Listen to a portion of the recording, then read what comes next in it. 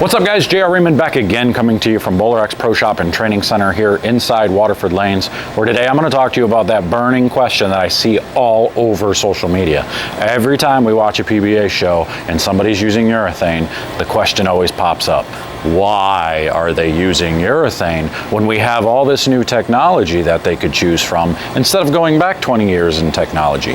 Well, I have 39-foot sole out here, which is a very flat pattern, very difficult pattern, and I'm going to show you exactly why they choose to use urethane in these situations on a lot of different patterns, even some long patterns, and I'm going to explain what the difference is between the two and the shapes and why they go through their progressions the way they do here in a minute. Stay tuned.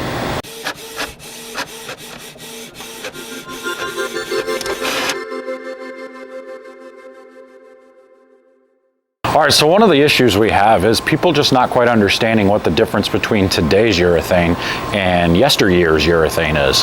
The old urethane bowling balls used to go a whole lot straighter. If you were to grab one of the old urethane balls and try to throw it today, it's going to go straight. I grabbed a old blue pearl urethane, which you would try to consider to be the same as a purple pearl urethane and purple pearl hammer urethane, and they both, one goes straight, one hooks a million. So the new types of variances, the new types of chemicals that are used in the urethane, however they do the chemical makeup of these bowling balls today, are just completely different. Not to mention there are cores in today's urethane balls, which makes a big difference. So the reason we picked these bowling balls to use is because of how they blend the pattern out. So if I take, I got a brand new Envision here that I'm going to use. It is a newly drilled ebonite Envision, and we're on 39-foot sole. So if I take and throw, I'm gonna put my feet on 25 here, and I'm gonna try to hit like 13, 14 at the arrows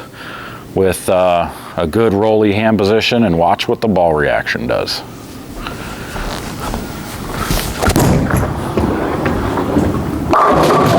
You see how sharp that was? That was ridiculously sharp. The amount of angle that ball created off the back of the pattern was uncontrollable. There's not a whole lot you can really do with that. And that was with me rolling it pretty forward. I mean, I could get it to go more forward, but what's that gonna do? That's gonna make the ball then almost hook stop even more. So if I get my hand around it from that same spot to try to make it to where it's continuous, it's just gonna overreact and it's gonna go dead left. Even more. So even though that one looked as if, okay, it made its motion and tried to continue going left, that's still way too much ball motion off the back of the pattern, and that's really difficult to control. So now you say, well, why don't you just move left? Why not just move left and use that controllable hand position? So, okay, I'll move 10 left, because that's about how much I have to move to control that. And I'll try to hit that 19-20 range, getting it going right.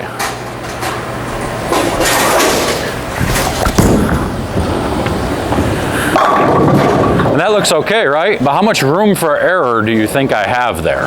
If I miss a little right, that ball's sailing. If I miss a little left, it's 6 through the face, right? So we want to try to control it a little bit. So let me try and see if I can't miss a little right now. I'll move my eyes to the right and miss and see what happens with my ball.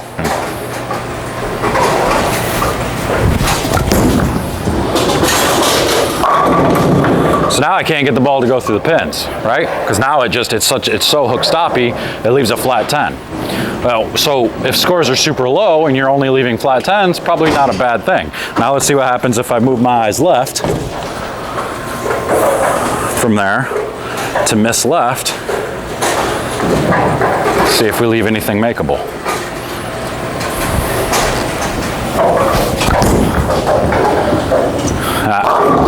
So you have no chance of getting there with reactive.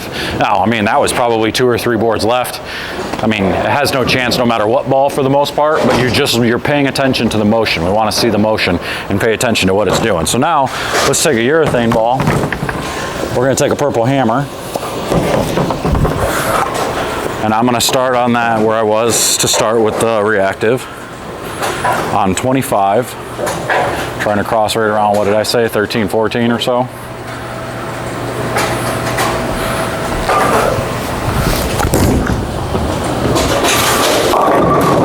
you see how round that is? That didn't even quite get there. I missed a little bit right and it still kind of picked up. But watch the shape. It doesn't hook stop. It's rounded. Let's try it again.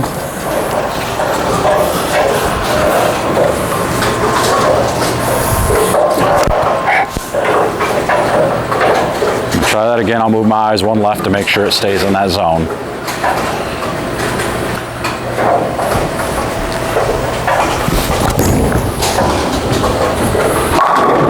Look at that ball motion. So getting the ball to go through the pins, pretty easy from there. Now let's move left. Do we have room left and do we have room right? Now you saw I had room right because it still rolled up and switched to 7-pin. But now, can I move left? Just 5 boards. And what happens to my ball reaction?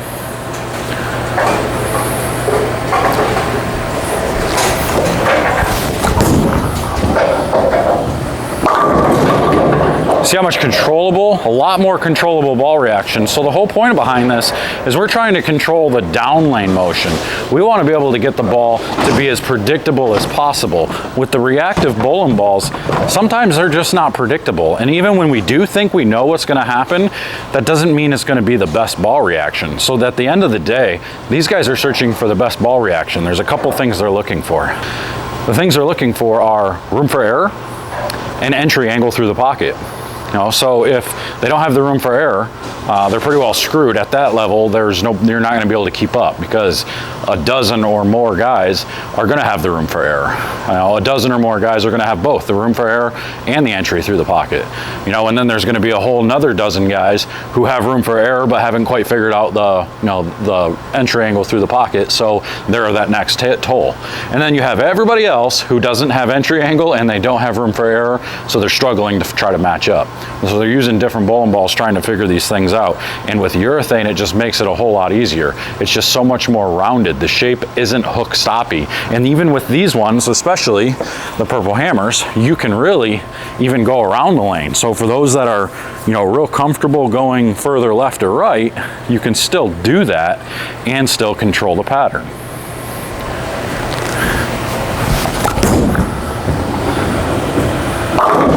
See how much that still lets me go around the lane, and it just 4 pins.